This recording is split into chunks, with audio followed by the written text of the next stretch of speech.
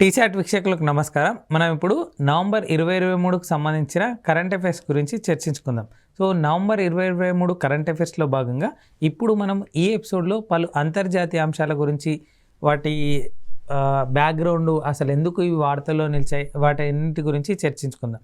So మొట్టమొదటిగా current affairs అంతర్జాతీయ అంశాల గురించి చర్చించుకోవే ముందు, సో కరెంట్ అఫైర్స్ అనేది ఎలా చదవాలి, అసలు కరెంట్ అఫైర్స్ అనేది ఎలాంటి క్రూషియల్ రోల్ ప్లే చేస్తుంది కాంపిటేటివ్ ఎగ్జామ్స్లోనే చూద్దాం. సో కరెంట్ అఫైర్స్ అనేది ఎప్పుడు కూడా మనము ఇలా అంతర్జాతీయ అంశాలు, జాతీయ అంశాలు, ప్రాంతీయ అంశాలు, వార్తల్లో వ్యక్తులు, ఇంపార్టెంట్ డేస్, ఆ ఇంపార్టెంట్ డేస్కి ఉండే థీమ్స్, ఆ థీమ్స్ యొక్క ముఖ్య ఉద్దేశము, ఆ ఇంపార్టెంట్ డే ఆ రోజే ఉండడానికి గల కారణం. చాలా ఎగ్జామ్లు అడిగారండి ఇంపార్టెంట్ డేస్ గురించి మరియు వాటి థీమ్స్ గురించి. రెండింటిని కూడా అడగవచ్చు, ఒకదాని గురించి కూడా అడగవచ్చు. అంటే సో ఆల్మోస్ట్ ఒక 12 మంత్స్ ఉంటే 12 మంత్స్లో ఒక 20 to 25 ఇంపార్టెంట్ డేస్, వాటికి సంబంధించిన థీమ్స్ ఉంటాయి. అవన్నీ గుర్తుపెట్టుకుంటే సరిపోతుంది. అట్లీస్ట్ 2-3 మార్క్స్ అక్కడ స్కోర్ చేయడానికి అవకాశం ఉంటుంది. సో ఇలా కరెంట్ అఫైర్స్ని ఎప్పుడు కూడా అంతర్జాతీయ అంశాలు, జాతీయ అంశాలు, ప్రాంతీయ అంశాలు, వార్తల్లో వ్యక్తులు, వార్తల్లో ప్రదేశాలు, ఇంపార్టెంట్ డేస్, ఆ ఇంపార్టెంట్ డేస్కి ఉండే థీమ్స్, ఆ థీమ్స్ యొక్క ముఖ్య ఉద్దేశము అంటూ విడివిడి విభాగాలుగా విడగొట్టుకుంటూ చదివినట్టయితే రివిజన్ చేయడానికి చాలా ఈజీ అవుతుంది. సో అంతేకాకుండా కరెంట్ అఫైర్స్ అనేది మనము dynamic current affairs, static current అఫైర్స్గా కూడా చదవాలి. సో డైనమిక్ కరెంట్ అఫైర్స్ అంటే ఏంటి అంటే, ఇప్పుడు ప్రస్తుతం జరుగుతున్న ఒక అంశం ఉందనుకోండి, దాని గురించి మాట్లాడుకోవడము dynamic current affairs. Static current affairs అంటే ఇప్పుడు ఈరోజు జరుగుతున్నటువంటి కరెంట్ అఫైర్స్ సంబంధించిన అంశము ప్రీవియస్గా ఏదైనా ఉందా, సో ప్రీవియస్గా ఉంటే దానికి సంబంధించిన అంశం ఏంటి. సో ఇప్పుడు ఏదైనా మిలిటరీ విన్యాసాలు అయ్యాయి అనుకోండి, సపోజ్ ఇప్పుడు మాట్లాడుకుంటాం మనం మిలిటరీ విన్యాసాలు. సో మిలిటరీ విన్యాసాలు ఇప్పుడు జరిగితే, సో ప్రీవియస్ అంశం ఎక్కడ జరిగింది, దానికి సంబంధించిన అంశం ఏంటి, ఎన్నో ఎడిషన్, ఇవన్నీ కూడా స్టాటిక్ సంబంధించిన అంశాల్లో భాగంగా రావచ్చు. లేదా రీసెంట్గా వరల్డ్ కప్ జరిగింది కదా భారతదేశంలో. సో వరల్డ్ కప్ జరిగింది కదా, దానికి సంబంధించి ప్రీవియస్ వరల్డ్ కప్ ఎక్కడ జరిగింది, సో ప్రీవియస్ వరల్డ్ కప్లో నెగ్గిన జట్టు ఏది, సో భారతదేశం ఇంతకుముందు జరిగినటువంటి ఎడిషన్స్లో, అంటే ప్రీవియస్ ఎడిషన్లో ఎప్పుడైనా నెగ్గిందా వన్డే వరల్డ్ కప్ను, నెగ్గితే ఎప్పుడు నెగ్గింది, ఎవరి సారథ్యంలో నెగ్గింది. సో 2011లో నెగ్గింది ఒకసారి ధోని సారథ్యంలో, 1983లో నెగ్గింది కపిల్ దేవ్ సారథ్యంలో, 2007లో కూడా ఒకసారి నెగ్గింది T20 వరల్డ్ కప్ అది. సో ఇలా ఒక అంశము ఎక్కువగా ఉన్నప్పుడు దానికి సంబంధించిన రిలేటెడ్ టాపిక్ కూడా అడగవచ్చు. దాన్ని స్టాటిక్ కరెంట్ అఫైర్స్ అంటారు. సో ఇలా కరెంట్ అఫైర్స్ను మనము విడివిడి విభాగాలుగా విభజించుకుంటూ చదవడమే కాకుండా డైనమిక్ కరెంట్ అఫైర్స్ అంటూ మెర్జ్ చేసుకొని చదివినట్టయితే ఎగ్జామ్ పాయింట్ ఆఫ్ వ్యూలో ఎక్కువ స్కోర్ చేసే అవకాశం పెరుగుతూ వస్తుందన్నమాట. సో ఇప్పుడు మనము ఈ ఎపిసోడ్లో కరెంట్ అఫైర్స్లో భాగంగా పలు అంతర్జాతీయ అంశాల గురించి చర్చించుకుందాం. దాంట్లో భాగంగా మొట్టమొదటి అంశం చూడండి, సూర్యకిరణ్ అనేది జాయింట్ మిలిటరీ ఎక్సర్సైజెస్ అండి. ఇప్పుడు ఇలాంటివన్నీ కూడా, ఇప్పుడు ఇలాంటి ఎక్సర్సైజ్ వచ్చాయనుకోండి, ఏ దేశాల మధ్యలో జరుగుతున్నటువంటి విన్యాసాలు, ఎప్పుడు జరిగిన విన్యాసాలు, ఎక్కడ జరిగిన విన్యాసాలు, ఇవన్నీ కూడా చాలా చాలా ఇంపార్టెంట్. సో ఇక్కడ చూడండి, సూర్యకిరణ్ అనేది జాయింట్ మిలిటరీ ఎక్సర్సైజ్ అంట.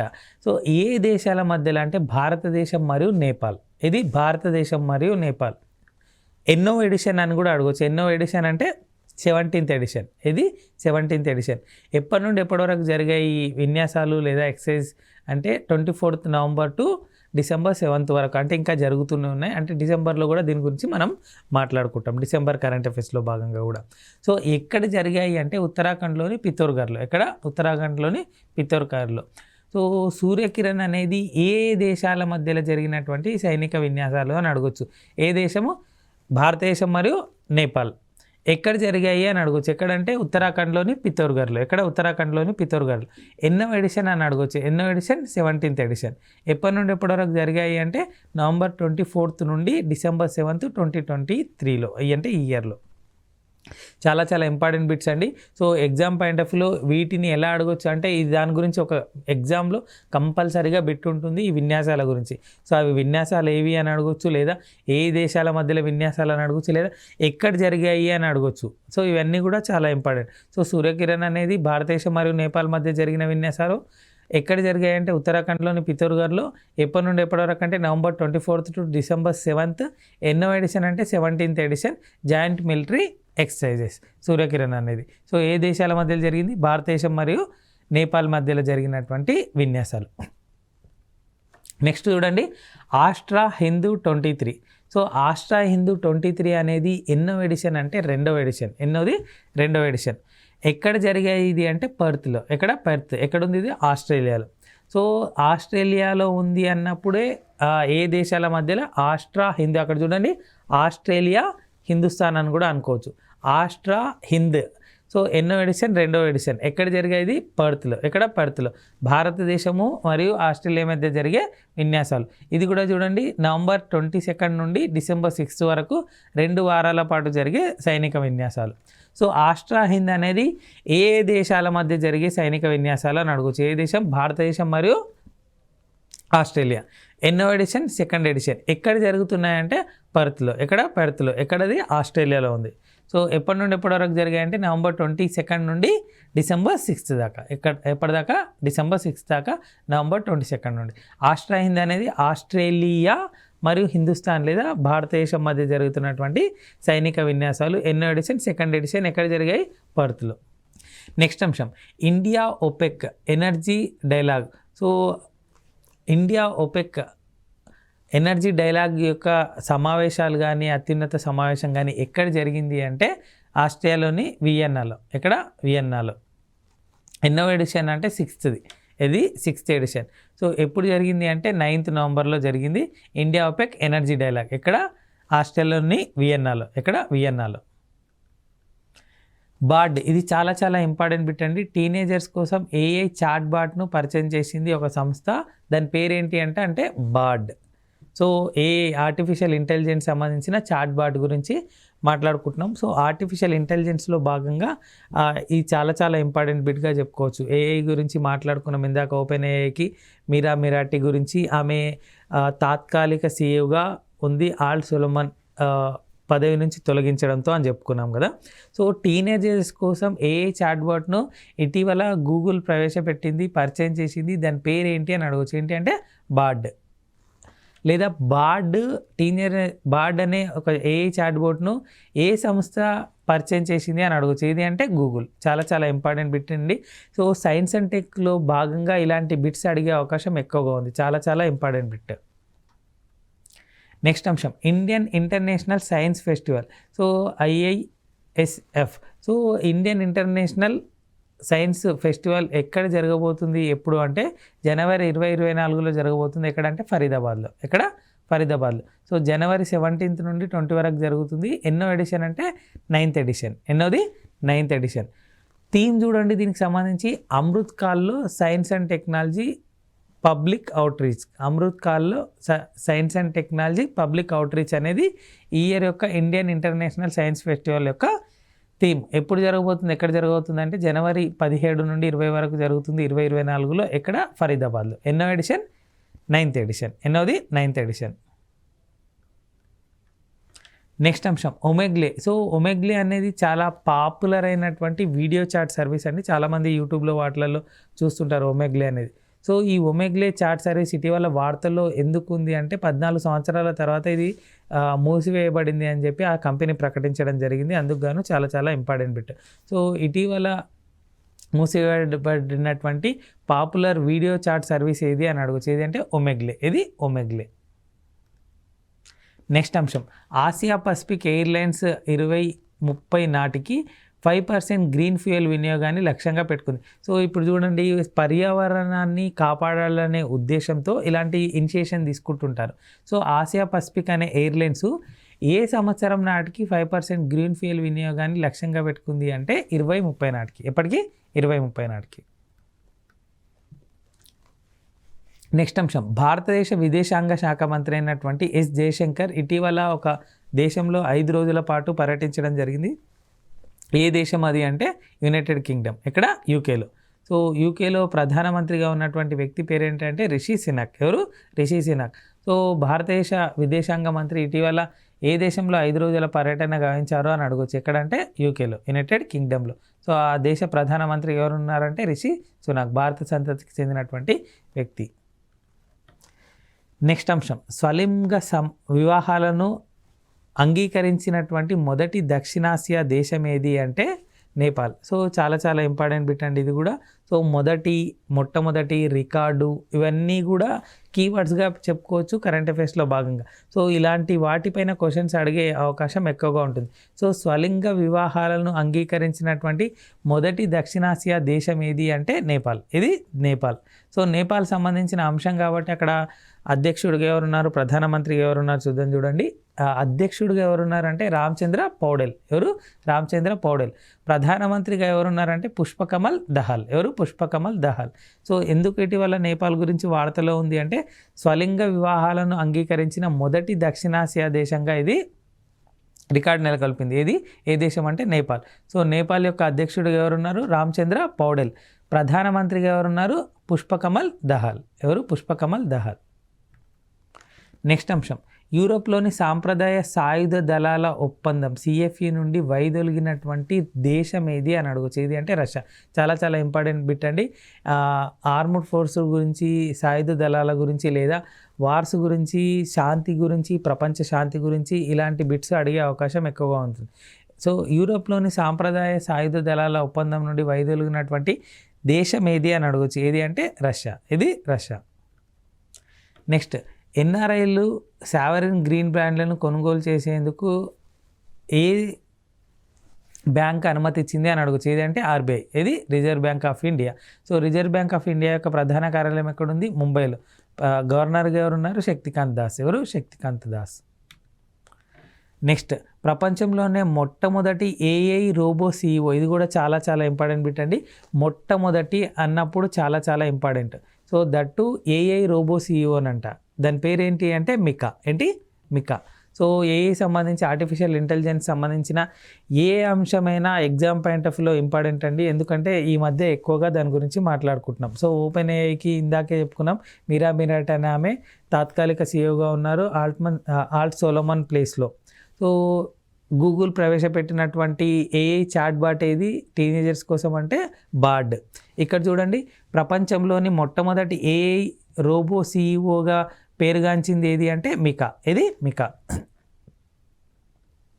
నెక్స్ట్, క్షయవ్యాధి లేదా ట్యూబర్క్యులోసిస్ టీబీ తగ్గించడంలో భారతదేశం విజయం సాధించింది. సో గణనీయంగా కేసులు తగ్గాయని చెప్పి ఇటీవల ప్రకటించడం జరిగింది. ఎవరు ప్రకటించారంటే WHO, ప్రపంచ ఆరోగ్య సంస్థ లేదా వరల్డ్ హెల్త్ ఆర్గనైజేషన్ వాళ్ళు. సో గ్లోబల్ టీబీ రిపోర్ట్లో భాగంగా సో భారతదేశం తీసుకున్నటువంటి చర్యల వల్ల కొంతవరకు తగ్గాయి అని చెప్పడం జరిగింది. కొంతవరకు తగ్గాయని చెప్పి, పూర్తిగా కాదు, కొంతవరకు తగ్గాయని చెప్పి WHO ఇటీవల ప్రకటించినటువంటి ఒక నివేదికలో వెల్లడించడం జరిగింది. సో WHOకి సంబంధించిన అంశం కాబట్టి దాని యొక్క ప్రధాన కార్యాలయం ఎక్కడుంది అంటే స్విట్జర్లాండ్లోని జెనీవాలో. సో దాని యొక్క హెడ్గా ఎవరున్నారు ఇప్పుడు అంటే టెడ్రాస్ అథనామ్ గేబ్రియాసిస్. ఎవరు? టెడ్రాస్ అథనామ్ గేబ్రియాసిస్ ఇప్పుడు దాని యొక్క ప్రధాన హెడ్గా ఉన్నాడు. అంటే వరల్డ్ హెల్త్ ఆర్గనైజేషన్ యొక్క హెడ్గా ఉన్నాడు. ప్రధాన కార్యాలయం ఎక్కడుంది? స్విట్జర్లాండ్లోని జెనీవాలో. ఇక్కడ స్విట్జర్లాండ్లోని జెనీవాలో. నెక్స్ట్ అంశం, రష్యాలోని అత్యంత చురుకైన అగ్నిపర్వతం. చాలా చాలా ఇంపార్టెంట్ అండి. అగ్నిపర్వతాల గురించి చాలా ఎగ్జామ్లు అడిగే అవకాశం ఎక్కువగా ఉంది. సో అగ్నిపర్వతాలను మ్యాచ్ ద ఫాలోయింగ్గా కూడా అడిగే అవకాశం ఉంటుంది. సో రష్యాలో అత్యంత చురుకైన అగ్నిపర్వతం ఇటీవల విస్ఫోటనం చెందడం జరిగింది. దాని పేరు ఏంటి అని అడగచ్చు. ఏదంటే క్లుచెవ్స్కాయా సోప్కా. ఇది క్లుచెవ్స్కాయా సోప్కా అనేది ఆ అగ్నిపర్వతం పేరు. ఎక్కడ ఉంది అని అడగచ్చు. ఎక్కడంటే రష్యాలో. ఎక్కడ? రష్యాలో. నెక్స్ట్ అంశం చూడండి, చిలీకి సంబంధించి ఒక అంశం ఇటీవల వార్తల్లో నిలిచింది. ఎందుకంటే ఇంటర్నేషనల్ సోలార్ అలయన్స్. సో చాలా చాలా ఇంపార్టెంట్ బిట్ అది. ఇంటర్నేషనల్ సోలార్ అలయన్స్ ఏం చేస్తుంది అంటే ఈ సౌరశక్తి గురించి అవగాహన కార్యక్రమాలు చేయడం కానీ, సభ్య దేశాలను చేర్చుకోవడం కానీ, ఈ సోలార్ వినియోగాన్ని మెరుగుపరచడం కానీ, సోలార్ వినియోగాన్ని చేయండి, లేకపోతే దాని గురించి అవగాహన కార్యక్రమాలు చేయండి అనే ఉద్దేశంతో ఈ సోలార్ అలయన్స్ పెట్టడం జరిగింది, ఇంటర్నేషనల్ సోలార్ అలయన్స్. సో ఎక్కడుంది దీని యొక్క ప్రధాన కార్యాలయం అంటే గురుగ్రామ్లో. ఎక్కడ? గురుగ్రామ్లో. సో ఇది ఇటీవల ఎందుకు వార్తల్లో నిలిచింది అంటే ISAలో అంటే ఇంటర్నేషనల్ సోలార్ అలయన్స్లో ఇటీవల ఒక కొత్త దేశం పార్టిసిపేట్ కావడం జరిగింది లేదా సభ్య దేశంగా నమోదు కావడం జరిగింది. ఏది అంటే చిలీ. ఇది చిలీ. సో ISAలో ఇంటర్నేషనల్ సోలార్ అలయన్స్లో 95వ సభ్య దేశంగా చేరినటువంటి దేశం ఏది అని అడగచ్చు. ఏది అంటే చిలీ. సో అంతకుముందు ఎన్ని దేశాలు దాంట్లో సంతకం చేశాయి అంటే 116 దేశాలు దీంట్లో సంతకం చేశాయి. కానీ సభ్య దేశాలుగా ఉన్నటువంటి దేశాలు ఎన్ని అంటే 95 దీంతో కలిపి, చిలీతో కలిపి. అంతకుముందు ఎన్ని ఉన్నాయి? 94. సో ఐఎస్ఏలో 95వ సభ్య దేశంగా చేరినటువంటి దేశం ఏది అని అడగచ్చు. ఏది అంటే చిలీ. నెక్స్ట్ చాలా చాలా ఇంపార్టెంట్ బిట్ అండి ఇది, world travel market. So world travel market ఇటీవల జరిగింది, ఎక్కడ జరిగింది? దాంట్లో భారతదేశం తరపున కేంద్ర పర్యాటక మంత్రిత్వ శాఖ మరియు గవర్నమెంట్ ఆఫ్ ఇండియాకి సంబంధించిన కొందరు ప్రతినిధులు కూడా దీంట్లో పార్టిసిపేట్ కావడం జరిగింది. సో ఎప్పటి నుండి ఎప్పటి వరకు జరిగింది ఇది అంటే November 6 to November 8 జరిగింది. ఎక్కడ జరిగింది అంటే లండన్లో. ఎక్కడ? లండన్లో. సో దీనికి సంబంధించి ఇన్క్రెడిబుల్ ఇండియా అనే థీమ్తో విభిన్నమైన పర్యాటక ఆఫర్లను కూడా ఈ వరల్డ్ ట్రావెల్ మార్కెట్లో ప్రదర్శించడం జరిగింది భారతదేశం తరపున. సో WTM 2023 లేదా వరల్డ్ ట్రావెల్ మార్కెట్ 2023 ఎక్కడ జరిగింది అని అడగచ్చు. ఎక్కడ జరిగింది అంటే లండన్లో. ఎక్కడ? లండన్లో. సో ఎన్ని రోజుల పాటు అంటే November 6 to 8. So 3 days, almost 3 days అనుకోవచ్చు. సో ఏ థీమ్తో ఇది పార్టిసిపేట్ చేసింది భారతదేశం అంటే ఇన్క్రెడిబుల్ ఇండియా. ఇది ఇన్క్రెడిబుల్ ఇండియా. నెక్స్ట్ అంశం, బిగ్ బ్యాంగ్ తర్వాత బిగ్ బ్యాంగ్ థియరీ మాట్లాడుకున్నాం కదా, విస్ఫోటనం, ఒక భారీ విస్ఫోటనం జరిగింది అని చెప్పి. సో దాని తర్వాత 470 మిలియన్ సంవత్సరాల నాటి పురాతనమైనటువంటి ఒక బ్లాక్ హోల్ కనుగొనడం జరిగింది. సో బిగ్ బ్యాంగ్ తర్వాత 470 మిలియన్ సంవత్సరాల నాటి పురాతన బ్లాక్ హోల్ను ఇటీవల కనుగొనడం జరిగింది. చాలా చాలా ఇంపార్టెంట్ బిట్. బిగ్ బ్యాంగ్ తర్వాత ఎన్ని మిలియన్ సంవత్సరాల నాటి పురాతన బ్లాక్ హోల్ను కనుగొనడం జరిగింది అని అడగచ్చు. ఎన్ని? 470 మిలియన్ సంవత్సరాల నాటి పురాతన బ్లాక్ హోల్. నెక్స్ట్ అంశం, ఇందాక రష్యా గురించి మాట్లాడుకుంటూ ఒక అగ్నిపర్వతం గురించి మాట్లాడుకున్నాం కదా. ఇక్కడ చూడండి, క్రకటోవ్. సో క్రకటోవ్ అనేది ఇటీవల బద్దలైనటువంటి అగ్నిపర్వతం ఇక ఏ దేశంలో ఉంది చూద్దాం. ఎక్కడుంది అంటే ఇండోనేషియాలో. ఎక్కడ? ఇండోనేషియాలో. చాలా చాలా ఇంపార్టెంట్ బిట్ అండి. ఎగ్జామ్ పాయింట్ ఆఫ్ వ్యూలో వార్తల్లో నిలిచిన ప్రదేశాల్లో భాగంగా అడగచ్చు. ఇందాక చెప్పాను కదా, కరెంట్ అఫైర్స్ ఎప్పుడు కూడా వార్తల్లో వ్యక్తులు, వార్తల్లో ప్రదేశాలు, జాతీయాంశాలు, అంతర్జాతీయాంశాలు, ప్రాంతీయాంశాలు, ముఖ్యమైన తేదీలు, ఇంపార్టెంట్ డేస్ అని చదువుతూ కరెంట్ అఫైర్స్ సంబంధించిన dynamic current affairs, static current affairs అలా మర్జ్ చేస్తూ చదివినట్టయితే ఎగ్జామ్ పాయింట్ ఆఫ్ వ్యూలో ఎక్కువ స్కోర్ చేయడానికి అవకాశం ఉంటుంది. ఇక్కడ చూడండి, దీంట్లోనే మనం ఒకసారి క్విక్గా చూద్దాం. క్రాకటోవా అనేది ఇటీవల వార్తల్లో నిలిచింది. ఎందుకంటే అది బద్దలైనందుకు గాను. సో విస్ఫోటనం చెందినటువంటి అగ్నిపర్వతంగా ఇటీవల వార్తల్లో నిలిచింది. ఏ దేశంలో ఉంది అని అడగచ్చు. ఏది? ఇండోనేషియా. ఇది డైనమిక్ కరెంట్ అఫైర్స్. సో దానికి సంబంధించిన ఇలాంటి అంటే అగ్నిపర్వతాలకు సంబంధించిన ఒక అంశం కాబట్టి, సో అగ్నిపర్వతాలు ఇంకేమన్నా ఉన్నాయా ఎక్కడ ఇండోనేషియాలో? సో ఉంటే వాటి పేరేంటి? మౌంట్ మెరాపి అనేది చాలా ఇంపార్టెంట్ అండి, చాలా ఎగ్జామ్లో అడిగాడు. Next mount సెమెరో. సో ఇవి రెండు కూడా అగ్నిపర్వతాలు ఇండోనేషియాలో ఉన్నాయి. సో ఎందుకు ఇటీవల ఇది వార్తల్లో నిలిచింది అంటే క్రకటోవ్ అనే అగ్నిపర్వతం విస్ఫోటనం చెందడం జరిగింది. అందుకు గాను అక్కడ ఉన్నటువంటి అగ్నిపర్వతాలను చూసుకోవడము ఎగ్జామ్ పాయింట్ ఆఫ్ వ్యూలో స్టాటిక్ కరెంట్ అఫైర్స్లో భాగంగా మనం చూసుకోవచ్చు. సో ఇండోనేషియాలో ఉన్నటువంటి అగ్నిపర్వతం బద్దలైంది, దాని పేరేంటి అంటే క్రకటోవ్. లేదా మౌంట్ మెరాపి, మౌంట్ సెమెరో అనే అగ్నిపర్వతాలు ఏ దేశంలో ఉన్నాయని అడగచ్చు. ఎక్కడంటే ఇండోనేషియాలో. ఎక్కడ? ఇండోనేషియాలో. నెక్స్ట్ అంశం, global unicorn rankings. Global unicorn ర్యాంకింగ్స్లో భారతదేశం ఎన్నో స్థానంలో ఉంది? మొదటి స్థానంలో ఉన్నటువంటి దేశం ఏది? సెకండ్ ప్లేస్లో ఉన్నటువంటి దేశం ఏది చూద్దాం. సో ఈ గ్లోబల్ యూనికార్న్ ర్యాంకింగ్స్లో భారతదేశం యొక్క స్థానం ఎంత అంటే 3వ స్థానం. సో ఎన్ని యూనికార్న్లు ఫలవంతంగా పనిచేస్తున్నాయి భారతదేశంలో అంటే 72 యూనికార్న్లు. ఎన్ని? 72 యూనికార్న్లు. మొదటి స్థానంలో ఉన్నటువంటి దేశం ఏది ఈ గ్లోబల్ యూనికార్న్ ర్యాంకింగ్స్లో అంటే USA. ఏది? USA. సెకండ్ ప్లేస్లో ఉన్నది ఏది అంటే చైనా. ఏది? చైనా.